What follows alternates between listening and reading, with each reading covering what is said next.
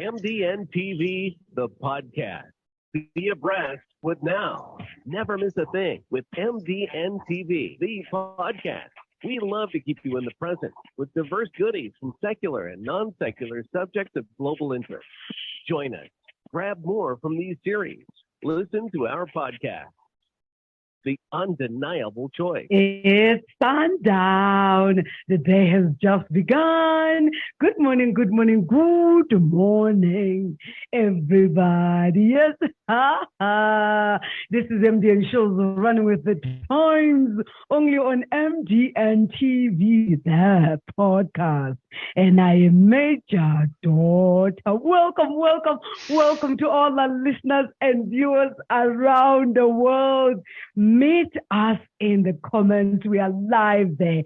Engage, ask questions, comment, share this podcast, share this broadcast. I mean, tell your friends to tell their friends that it's happening right now. Tell you what, we all have the same 24 hours in a day to get things done, but it seems as if, and it always looks like, others have more than others. Is it so, really? Well, my guest is an authority on communication and personal development.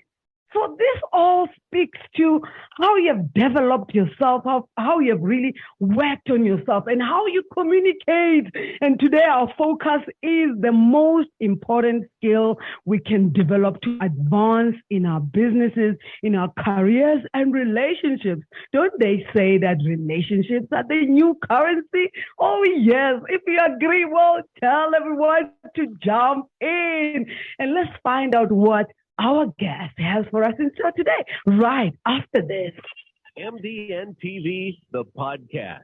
Be abreast with now. Never miss a thing with Mdntv, the podcast. We love to keep you in the present with diverse goodies from secular and non-secular subjects of global interest. Join us. Grab more from these series. Listen to our podcast. The undeniable choice. The undeniable choice indeed for today is Steve Gallegos. Look, he's everything you can ever ask for. He's gold, America's ambassador on success. I mean, if someone has mastered the art of communications and personal development, it's Steve. And what a best time to ask him, how did he get it right? Because I believe these are the same qualities that help others to do more than others. Well, Steve joins me right now. Thanks a gazillion times, Steve, for saying yes and for availing your wisdom and sharing yourself with the world. Please tell them who Steve is and why. How did you become an authority on communication and personal development? See, the mic swings to you now. Major, thank you so much for that beautiful introduction. And first of all, thank you for producing this show. I have done my research, as a good lawyer does, right? You just have such content, such value, and just such joy that you bring to your audience, and it's just so much fun to experience this as a guest and a contributor to your show. And I just hope that I can live up to your expectations and to the expectations of your audience. Absolutely. Thanks a gazillion times for that. We're encouraged to do more. Yes, Steve. Excellent. So you had asked the question, how did I develop this? How did I develop the skill of communications?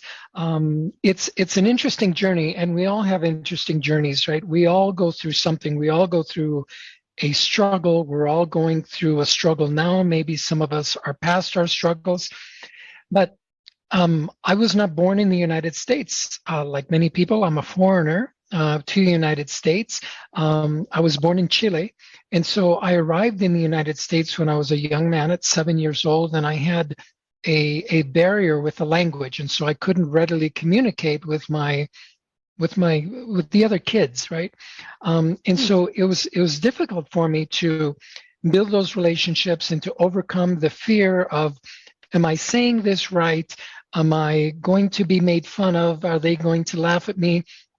Yes. And so for a long time, as we do as kids, we go internal, right? And we just shut down, and we're afraid to speak, and we're afraid to use our voices. And then that experience, or that idea that I wasn't good enough, or that I didn't belong, or that I was out of place, carried into my young adulthood when I was going into elementary school and high school.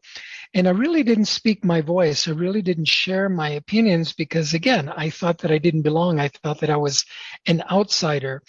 And it troubled me, Major, that there were other kids that were succeeding, even though I knew that I was more talented than they were. It troubled me that they were succeeding, that they were getting better grades, that they were doing better in school. And I realized that maybe I wasn't, maybe I didn't have the intelligence, maybe I didn't have the academic ability that they had to excel in school. But I knew that there was one thing that I could do that nobody else could do, and that was sing. Whew. I could sing much, much better than anybody at the time when I was going in school. I was always being brought up to sing, to do solos and those kinds of things, but I wouldn't talk. I would just sing. And so when I sang, I opened my mouth to sing, people stopped. They paid attention. They applauded. They admired me. They respected me. And so I learned as a young kid that, hey, if I sing, people love you. When I'm not singing, people don't love you. Okay, so that was a big mistake on my part, but that was my view of the world as a kid. And so as a young child, I developed the dream that I wanted to be the modern day Julio Iglesias. Do you know who Julio Iglesias is? Do you know Enrique Iglesias? Yes. Yes. Well, this is his father. His father was his father, Julio Iglesias. I'm sure that a lot of your listeners know, because Julio is Spanish, but he has sold albums all over the world, in French, in Italian. I mean, he's loved in South Africa. He's loved in all over the world. So I wanted to be the modern day Julio Iglesias because, again, I thought that that's how you get love.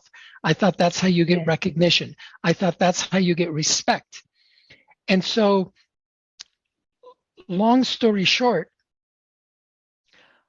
I pursued a career as a singer-songwriter.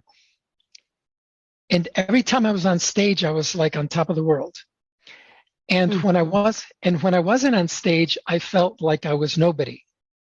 I felt absolutely worthless. I felt I didn't even exist, such that sometimes I wanted, and I tried to commit suicide when I was 17 years old, because I didn't know that I had any value. I didn't recognize that I had anything worth that I could give to the world. And it took me a while to learn that. It took me a while to learn that if I don't give love to myself, I can't expect it from anybody else. For example, if you and I are in a relationship and I get everything that I want from you, I get my self-respect, my self-esteem, my worth, my value. The day that you or my partner can't give it to me, forgets to give it to me, can't show up, I feel all of a sudden lost, right? All of a sudden I'm lost and I'm hurt and I'm angry.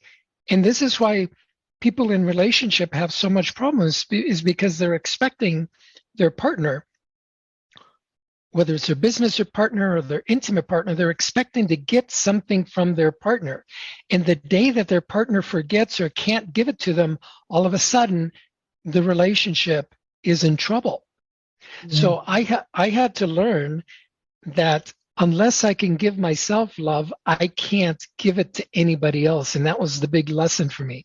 If I don't have love, I can't give love, right? If I don't have $20, if I don't have $20 in my pocket, I can't give $10, can I? I can't give 15. You can only give what you have. Yes. Exactly. Yes. So here we are. We go into these relationships not having anything to give, but needing and wanting to take from other people. And this is why our relationships fail, because we're not giving anything. We think we are because we're there, we're present, and we say I love you, but all the while what we're really doing is we're looking to get for ourselves, and that's wrong. I had to learn that the hard way through many failed relationships, and having to come to terms with the fact that I need to love myself, I need to respect myself, I need to honor myself first. And then I don't have to depend on anybody else to make me feel valuable or worthy. And this is where the communications comes in. I was, now I'm an adult and I'm a lawyer in Los Angeles. I'm a music lawyer, entertainment lawyer in Los Angeles. And now I'm imagining the singing lawyer. Yes, I was a singing lawyer. Yes. Who was once walking around with an empty cup. Is it not the same story for many of us, walking around with empty cups, waiting for someone to pour into you, whereas you're supposed to be the one pouring into others because you are now at the place where you're overflowing? Whew. That is correct. I didn't mean to interrupt. No. It's a beautiful distinction. It's a beautiful point you make, because it just underscores what we're talking about is if you have a cup that's overflowing, you can give it away. You can give people to drink all day long. Your cup keeps overflowing. But if your cup is empty and you're looking to get it filled, that's when we have problems in our lives. We have problems in business, with clients, in your personal relationship, in your marriage, whether you're dating or in school. It doesn't matter. You have nothing to give. And that's how marriages also fail, based on the fact that people don't like themselves first. They don't love themselves first. We should first love ourselves, like ourselves, and any other like and love should be a bonus. Exactly. Now we can share our lives together instead of depending on me to feel valuable based on what the other person is or is not doing. Right. And so exactly right. So when we can give in our relationship, just imagine what kind of relationship you can build if both the man and the woman, or woman, whoever, right? Whoever your partner is, man, woman, it doesn't matter, right? Male, female, it's all good. If both come into the relationship to give, now it's a fun game like me and my wife have. We have a fun game to see who can outgive each other. That's it. That's it. Exactly. Yes. Yeah. Yes. You did this for me. Let me do that for you. You did this for me. Let me do that for you. Let me do even more for you. Let me do even more for you. And everybody's every day. I'm out to please you and you're out to please me. Look at that match. The magic. Yeah. The magic. Can you just imagine what kind of relationship you would have with your kids, with your spouse, with your relationship, with your partner, at work, with your clients, right?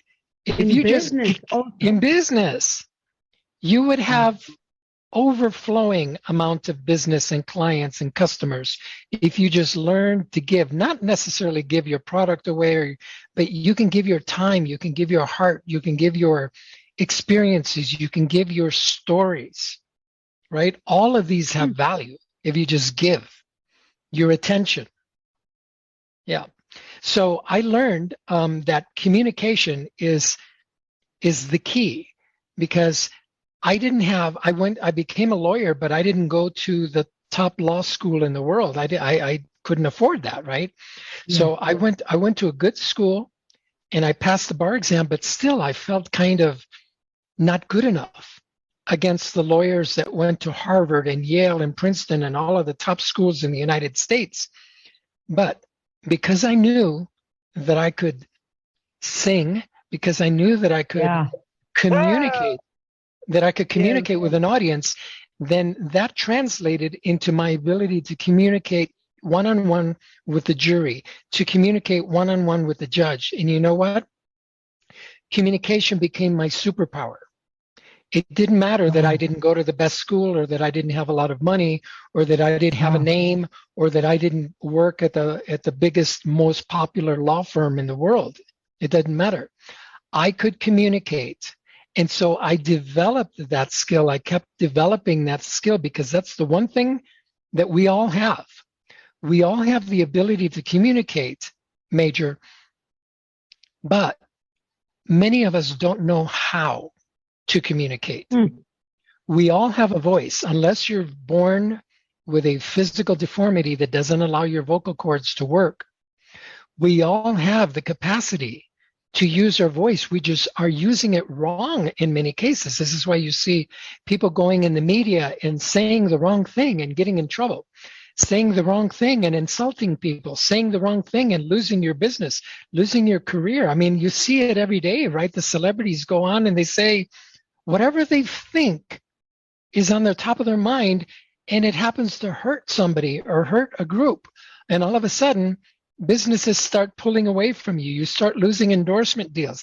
Nike doesn't want to sponsor you anymore. Yeah, Adidas says, well, it's over. Yes. Multi-millions of dollars, it's over. Not because you spoke your mind, but because you didn't speak it in the right way. So there's the right way and the wrong way. And we can all learn this. And some people say, Major, they say, well, you know, I have a voice. I should be able to say what I want. No, it's just like we're all born with arms and legs, or most of us are. But just because I have two legs and I can run doesn't mean that I can be an Olympic athlete, right? And run the 400-meter freestyle. I have to learn how to use my legs in order to run, in order to maximize my effort, in order to do it right, in order to maintain the stamina and to have the strength, right? You need to work out and exercise. You need to do all these things physically for me to throw a baseball, a football, play soccer, whatever it is. And so we need to do the same thing with our voices. You need to learn how to use your voice. And the best way to do that, Major, is to find yourself a coach that can train you how to speak, not only what to say, but how to say it and when to say it as well. Because there's sometimes that we should just close our mouths and not say anything, and that's the best. And that's the and that's the best thing. That's the best communication. That's communicating too. Silence is communication, right? Yeah. And so I have a course that I offer. It's called Become a Natural Born Speaker, where for 3 days I take my class, my students, and we just go through everything on public speaking, how to speak from stage, and we put you on camera and those kinds of things. And it's a beautiful program. My students start out being very afraid, and then they finish like, wow, I've been doing this all my life. I'm sold. And I'll tell you what. We make mistakes many times, and because of our background. I know one of the things that you say is that I am not my story. You're not your story. And one thing you really drum up on, but that's not where I am. What do you think are some of the mistakes that we are making in our communication? One of the mistakes that we're making in our communication, well, let me give you this one, and this is probably going to shock a lot of your audience, is that how many of you audience members believe that you are afraid of public speaking? Now, I know I can't see you raise your hands, but I bet but they say, Major, and you've heard this, maybe you experienced it too before you launched your beautiful show, that we are afraid of public speaking, and that most people would rather be in the casket than giving the eulogy than giving the eulogy at the funeral, right? Because you're afraid. I'm going to share with you something right now that's going to shock everybody, and that is there is no such thing as fear of public speaking. There is no such thing as a fear of public speaking. You are not afraid. How do I know this? Number one, from experience. Number two is because if you have a cell phone, you're not afraid of public speaking. Right? Yes. If you go to the coffee shop and order, you're not afraid of public speaking. If you're in an elevator and you talk to your neighbors, or if you're in a church and you speak to you're not afraid of public speaking. Well, someone will say, but I know what I'm looking for in a coffee shop. It's coffee, and I want it white, you know? Exactly. And warm the milk. But yes. I'm not sure what to say. But here's the thing. You can learn. So we are not afraid of public speaking. There is something that we're afraid of. Major, there is something that we're afraid of, and that is, Yes. are you ready? Are Yes. you ready? Yes. Major, we are afraid of making a mistake. Yeah. That's what we're afraid of. We're not afraid of public speaking. We're afraid of making a mistake. And if we are afraid of making a mistake, do you think that we can learn to avoid those mistakes?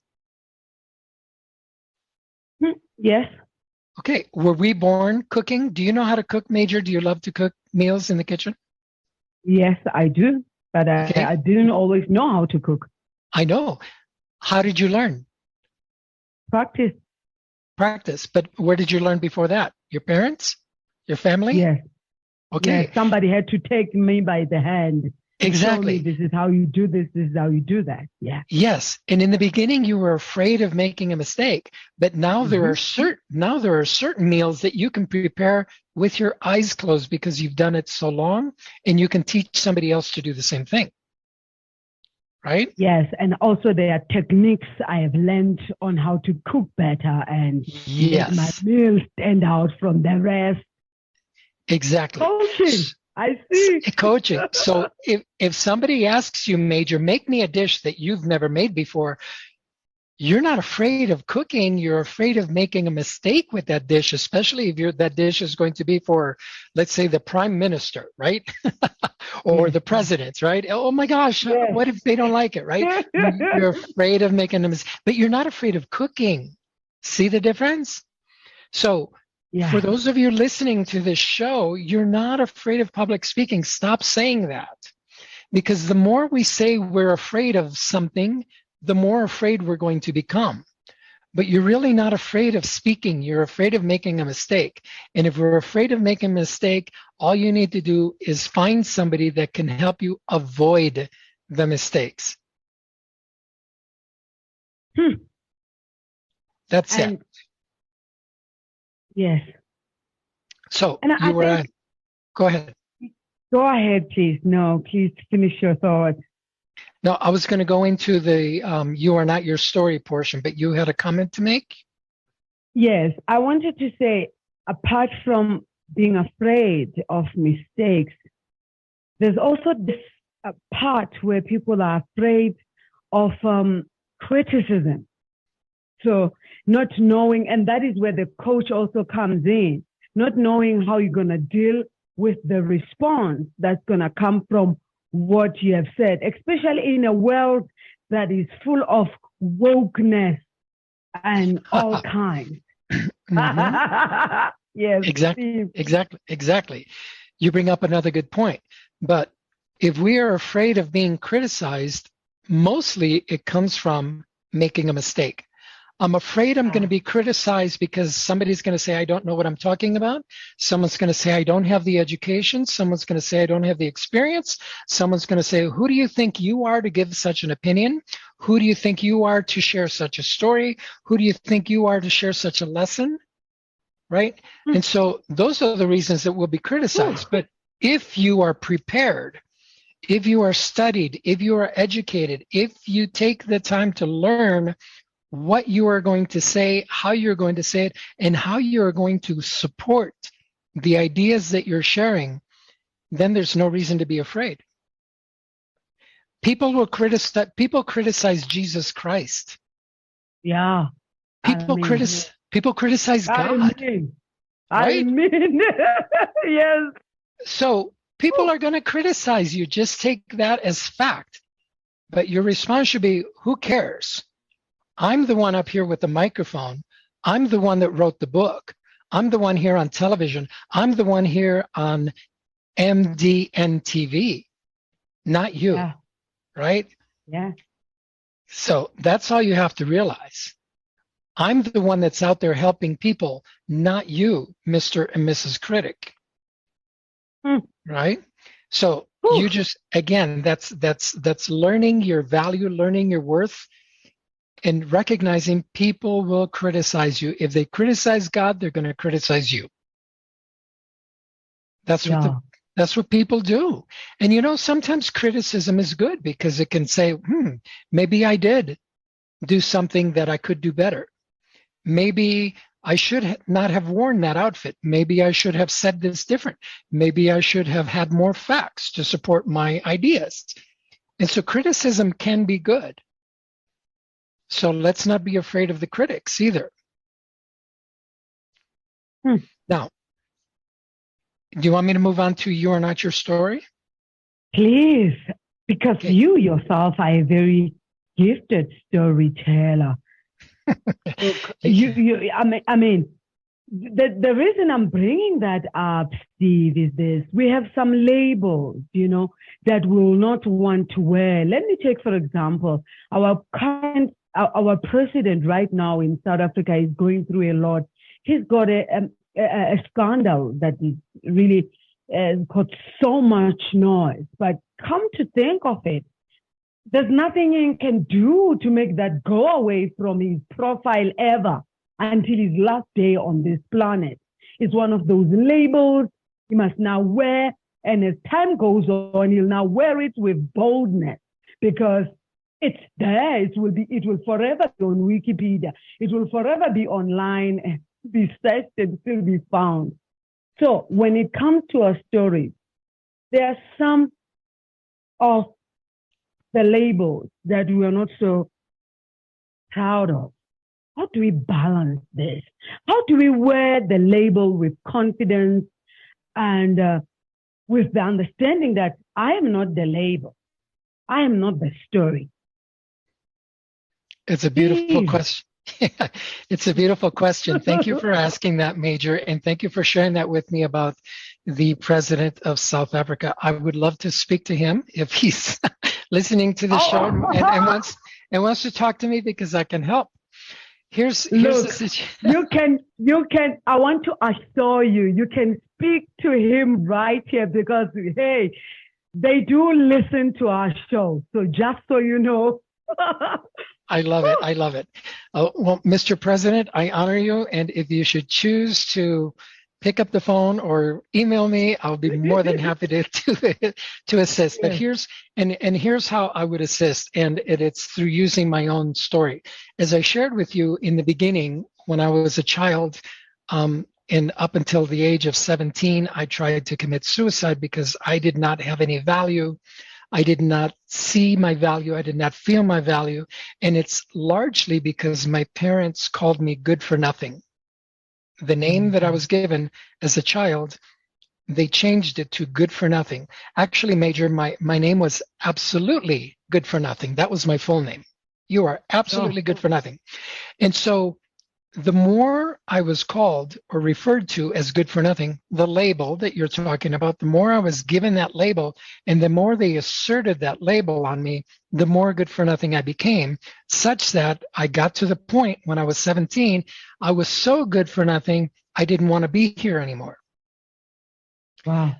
I tried to commit suicide. However, it turns out that I couldn't even do that right. I was that good for nothing that I couldn't even commit suicide right. So here's what I did, Major. I took my life away from my parents. And I joined the United States military. I joined the United States Marine Corps. Yeah. And during that 13-week period of training, there were 3 other individuals in my training class that were primarily Spanish speaking. So they had trouble with the English language. I, being born in Chile, I was fluent in Spanish. And so I saw these 3 guys, they were having trouble, and I said, let me help them. Nobody asked me to do this. I didn't ask anybody's permission. Nobody suggested I did it. I just did it because I felt I wanted to help them. I said, let me help. And so for about 10 weeks, when everybody went to sleep, the four of us would get up and we would go into the showers and we would sit on the cold, wet, musty tile floor, and I would go through that day's materials and translate it from English to Spanish. We would have a discussion so that I knew they understood. At the end of the 13 weeks, Major, I graduated #1 in the class, wow. And my three friends graduated in the top 10. Because of what I did, I was given the biggest honors. I was recognized as the platoon, what they call the platoon honor man, which is the equivalent of a valedictorian, if that term means anything to you. So I was given the beautiful Marine Corps blue uniform. I was given a first rank, and I was awarded. I was celebrated because I helped 3 other guys. I wasn't the fastest. I wasn't the strongest. I wasn't the meanest. I took my eyes off myself and I helped 3 other people. That taught me my first big lesson in life, which was I achieved my dreams helping others achieve theirs. And that became my philosophy. I achieved my dreams helping others achieve theirs. And that lesson taught me, Major, that I did have value, that I was worthy, that I was not the good for nothing that my parents had led me to believe and programmed me and labeled me as such, right? Yes. And so what I learned was, even though I grew up thinking I was good for nothing, that was only a role. That was the part that I was playing in my life story. Yeah. We go see a film and we see an actor playing the lead role. That's just a role that actor or actress is playing in that film, in that television show. So no matter what happens to us in life, no matter where we are, no matter what happens to us, or no matter what happens for us, we all have the opportunity to say, that's it, stop. And become the writer of the story. So we are no longer the victim. If you are the writer of your story, what does a writer in a film, or even you, Major, who produces television programming, you produce this podcast. If this show is not going to your liking, what do? You say, stop everything. Yeah. Let me rewrite this story, or let me redirect where this is going to go. This is what the film directors, and this is what we can learn from film and television and music and everything. Conductors, you see a conductor on stage, or you see a performer on stage and the music's not sounding right, the drummer's not doing what they're supposed to do, the artist says stop, and they go and you tell the drummer, no, it's like this, boom, boom, whatever, and you redirect everything, and then you start all over again.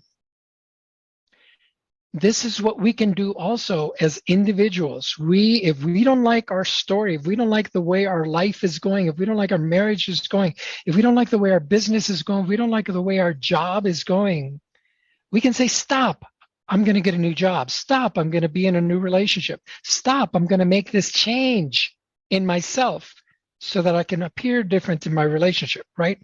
So we rewrite the story. Once you have the story rewritten, this is how it's going to end. This is how it's going to go from here. Now we become the producer of our story. What does a producer do, Major? You know this because you produce a beautiful show.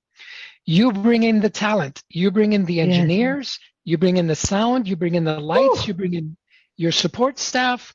You bring in everybody that you need in order to give effect to your story. And now, once you have, as the producer, you bring all the people into place, now you become the director. What does the director do? The director says, everybody ready? Action. Yeah. And they direct, okay, you do this, you do this. No, you need to do this different. No, you need to do that different. So if you're the director of your marriage, you can direct your spouse, your partner, your kids, yourself even, to do better, to be better, so that the story right? So that the production goes the way you want it to go. So this is why I say you are not your story. You're simply a part of your story. And if you play the right part, you can be the victim, you can be the hero. You choose. So this is the message that I would say to Mr. President, is that you did some things that perhaps you got a negative label, but you don't have to be that person. That's not you. It's just something you did. We can change our story. We can change how people will view us tomorrow. We can change how people will view us in the next minute simply by changing who we are and where we're going from here. But once we make that declaration and we decide, I'm going to go this way and I'm going to become this person, I want to be seen in this light, I want to be given these new labels, well, we need to follow through and have the discipline to follow through and become that person. Right? And acknowledge, yes, I made a mistake in the past. I didn't know any different. Or maybe I knew, but I was tempted, or I was, whatever happened. You can't go back and erase it. But you can certainly become a different, new, and better person. All of us can. Simply by changing who we are in the story, rewriting the story, as the producer, selecting the people that are going to surround ourselves with, because as you know, Major, you've heard it said, we become the 5 people that we spend most of our time with. So if you're spending your time with negative people, that's who you're going to become. Your life is going to be negative. So choose positive people that are going to support you and encourage you and uplift you and elevate you and believe in you. Right? And then you, vigilant, disciplined, always be the director of your story. And the minute that you see somebody in your life is not doing the things that you want, let them be. Let them do what they want, because that's their choice. But you can choose, I'm not going to participate in that. I'm not going to take part in that. I'm not going to go on this journey with you. I love you, brother, sister, friend, whoever you are. You can go ahead and do that if you want, but I'm not going to participate. But I'm still going to love you. And you choose to go the way that you choose to go. That's how you recognize that you are not your story, and you can live in that fashion. Whew. Stop, and rewrite the story. Rewrite your story. And this is so powerful. So powerful. Good news all day long. You were tuned in to the hottest station on the planet. You've been lost. Best news ever.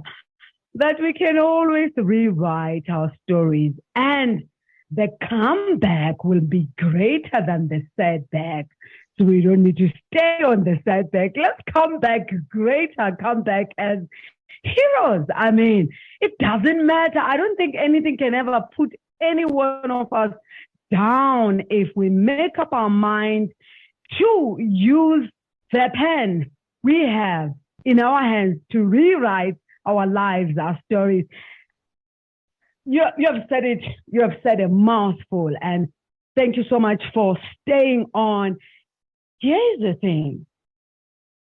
Do you think it took you long to get to where you are today?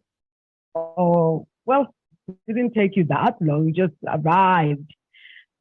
And if you had to start again tomorrow, will you follow the same route you followed, or would you change your strategy?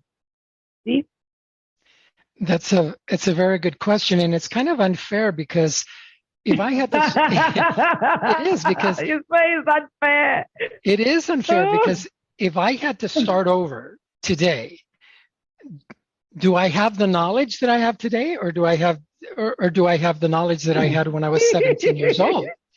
Right? Or do I have the knowledge and the attitude that I had when I was 25 years old? I didn't know anything, right? I didn't know anything about life. So if I had to start over today, certainly I would not follow my previous experience because I know better now, right? I would avoid all those mistakes. However, it's because of those mistakes that I made that I learned the lessons that brought me to where I am today. So that's why I say it's kind of an unfair question. Do you see what I'm saying? Yes.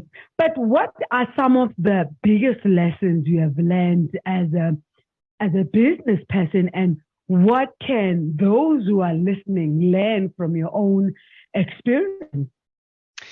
Thank you for that beautiful question. You asked some really good questions, Major. Thank you. Thank you. The biggest lesson that I've learned in business and as an entrepreneur is that what you do for a living is not who you are. That's the biggest lesson. What you do for a living is not who you are. Meaning this, a lot of people say, I'm a police officer, I'm a lawyer, I'm a doctor. So I have to behave this way because this is how lawyers behave, or this is how police officers behave, right? They act rough and mean and very stern and strict, right? Because I'm a police officer. No. You are a loving, understanding, compassionate human being that is here to serve others. And you have chosen to serve as a police officer. You've chosen to serve as a doctor. You've chosen to serve as a lawyer or as a real estate agent or as a teacher or as a politician or as a bus driver or as a cook or a chef. You've chosen these careers, these businesses to serve one another. That's who you really are. So you're not that label. It's what you do, but it's not who you are. And so if you can recognize that I can be a police officer, I can be the chief of police, or I can be a cook, or I can be a teacher, it's just what I do. But who I really am is a loving, understanding, compassionate human being. That's what I was born to be. Full of joy, full of laughter. Yes. And I can be that person. I can be human and still serve as a police officer, serve as a military general, serve as the president of my country, serve as a dishwasher. It doesn't matter. That's the biggest lesson. Why do you do what you do? You have gone ahead and you have created an awards program called the Voices of Impact. Well, the Voices of Impact Awards, I mean, it's right on your wall. You could have chosen something else. Why Impact? And why an award program? Why is it important that people should be awarded? Why should people even be awarded? I mean, why should we clap for people to do what they're supposed to be doing or paid to do? Or, I mean, Steve, so many questions. Super funny. No, and I get it. I understand exactly what you're asking. And again, thank you for that question. Major, I have had the privilege of being interviewed for many, many years. I've been on numerous podcasts. I've been in books. I've been on stages. And every time I tell my story, I always have people coming up and saying, Steve, your story touched me. I was impacted. I was inspired. I'm motivated. I'm encouraged. I'm angry, whatever. And they say, thank you for sharing your story with us. And I appreciate it. And I say, thank you. But also, I know that you have a story, that you have a valuable story. You should share that story. And then I walk away. It took me a while to recognize that the majority of people don't want to be like me. They don't want to be like Major Daughter and be an international television show host. Yes.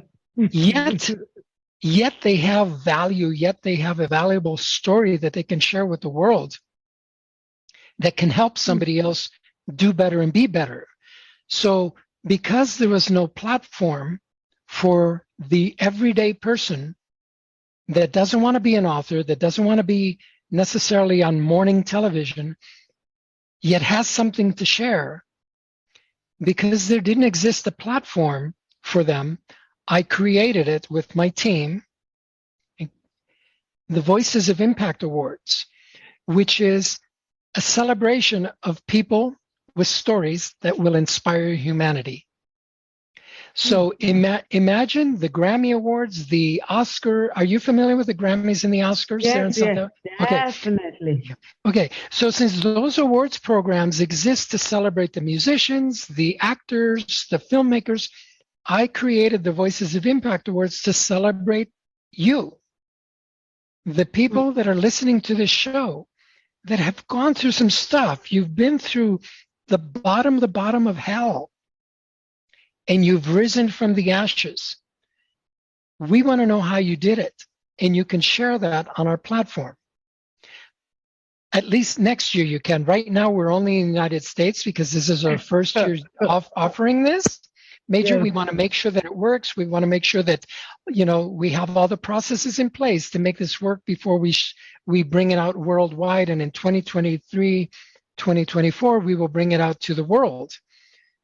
But if anybody is listening to this that's in the United States, that resides in the United States, you can come onto our stage and share your story, be celebrated for what you've gone through, what you've learned, and your courage to help somebody else. And I'm giving away from my own pocket $20,000 cash to the grand prize winner. And we have other cash prizes and other trophies that we're going to award. So it's going to be a big, big celebration. So people can find out more about it by going to Voices of Impact Awards or voiawards.com. I'll send you the information so you can put it in the show notes if I didn't already. So we encourage people to come and share your story, because that is one way that we can all contribute to society. You don't have to have money. It doesn't require much time. You don't need a special talent, or you don't need connections. You don't need to know people. You just need the ability or the courage, the desire to share your story. We will honor you. We will celebrate you. And you'll be making such an impact in the world. Wow, what an incredible idea. What an incredible idea. Who would have thought? And this is coming up when? Next year? Well, the registration period has already opened, but the finals is in September of next year here in Denver, Colorado. The finals is going to be live on stage with a live judging panel and with a live audience. But everything that happens before then, the registrations and the auditions, happen online, and they're happening online right now. Wow. We are at the tail end, and I cannot believe that time flies so much, especially when we're not just having fun, but this is a master class on communication, a master class on how to handle ourselves and personal development. Let's talk about coaching before we let you go. You said something when you started in your opening about the importance of having a coach. Where does one find coach? Are you available to coach? Are you coaching do you have some coaching classes? I mean, where can people find suitable coaches? Very, very good question.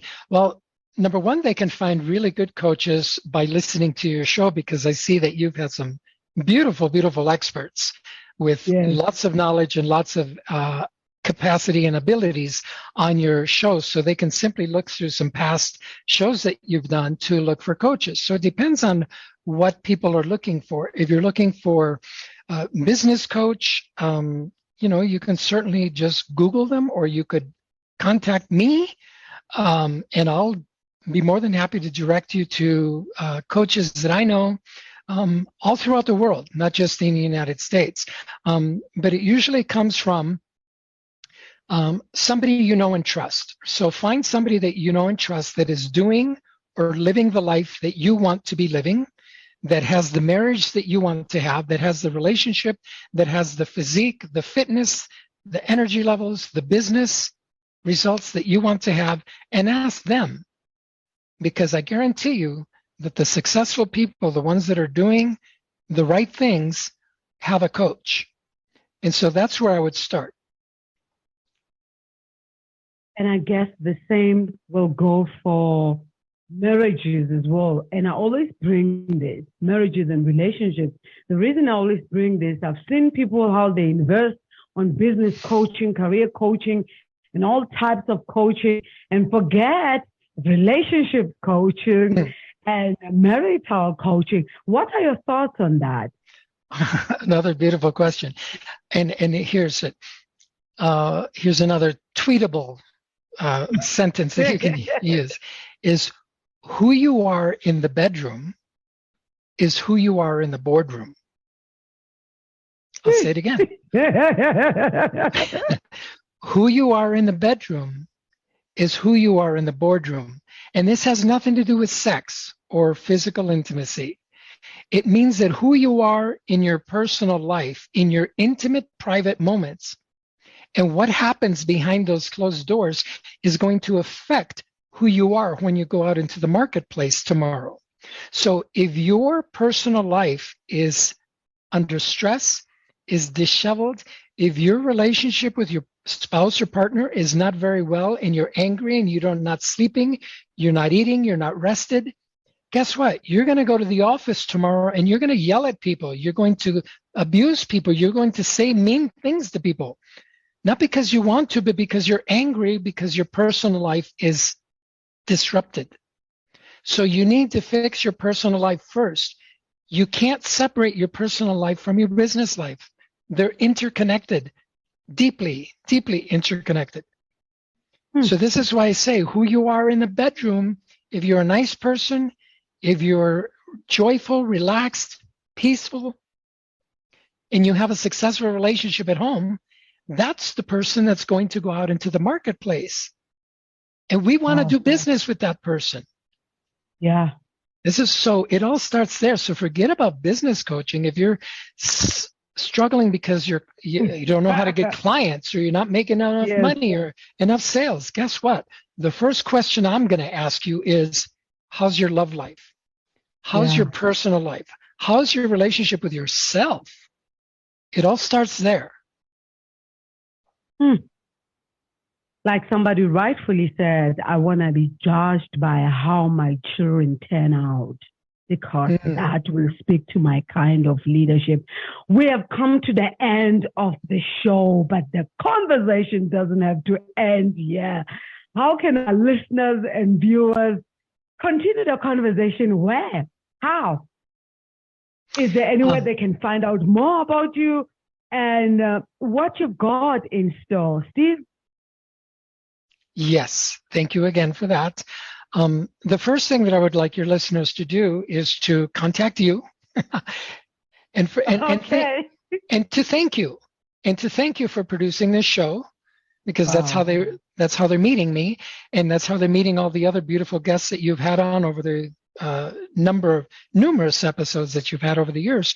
So you can contact Major and say, how do I get a hold of Steve? And thank you so much for introducing me to him. That's number one. Number two, if Major is going to be so busy, because she is, right? She's got a lot of people asking for her attention, a lot of people asking, wanting to be on her show. And I'm so grateful for the opportunity to be on your show. Major, thank you.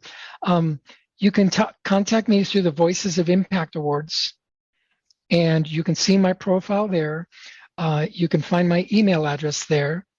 You can also find it in the show notes, or you can find me on Facebook, Stevie G Success, or Instagram, Stevie G Success. And if you want to come to my Natural Born Speaker training, you can. And it would be fun to have you all the way from South Africa into the beautiful Denver, Colorado, which is in the Rocky Mountains. And it's just a beautiful experience, and you're going to walk away with so much. Yeah, absolutely. So that's how you do it. So social media, but first, like I said, contact Major and thank her and say, now tell me how to get a hold of Steve.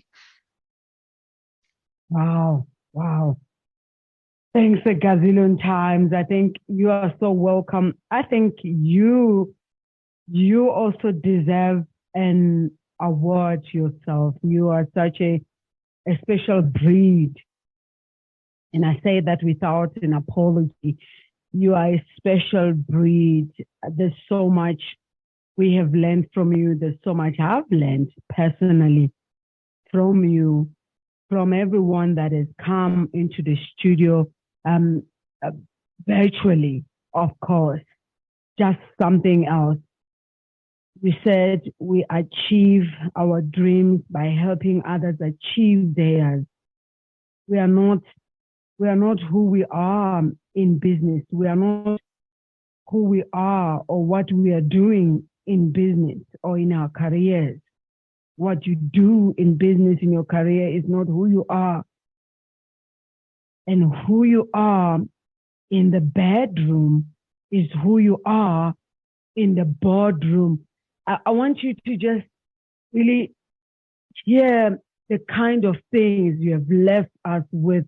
And I know that this is a life-changing moment and a teachable moment, not just for me, but for others as well. And you said, if there's anything I don't like or we don't like in our lives, or if we don't like the way things are going, we can say, stop, and stop everything right there and go back and rewrite the story and bring everybody back again to put everything together. That is, if this is how we end the year, praise God. We end the year with a bang. Absolutely, with a bang.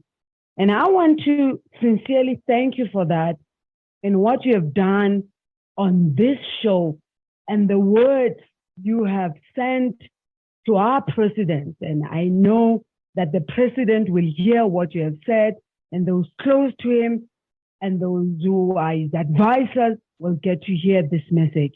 Before we let you go, do you have parting shot? Do you have last words? I mean, I've never felt like this after any show. So I don't even know how this is going to end. So I'll just let it end the way it ends. Do you have parting shot, last words? What do you have to say as we end the show? Steve? Again, Major, thank you again for shining your light on the world, for producing this show, for bringing such great talent and content to your audience, to your community, and the way that you just honor and revere your guests. I truly, truly appreciate it. This has been one of the best interviews that I've experienced, and I thank you for that. And as my final words to your audience, and this is probably going to be the most important thing that I've said for this entire segment, is that many of us are seeking perfection. We're seeking, I'm not going to display myself or my talents to the world until they're perfect. I'm not going to write the book until my message is perfect. I'm not going to sing the song or perform my dance or to launch my business until my business plan is perfect. I'm not going to get married until, I find the perfect partner or I become the perfect partner. Here's what I have to say. Perfection is not the absence of imperfection. Perfection is the absence of judgment. Perfection is not the absence of imperfection. Perfection is the absence of judgment. So if you just release the judgment just for a minute and be all you can be in this moment, at work, in your relationship, at home, at play,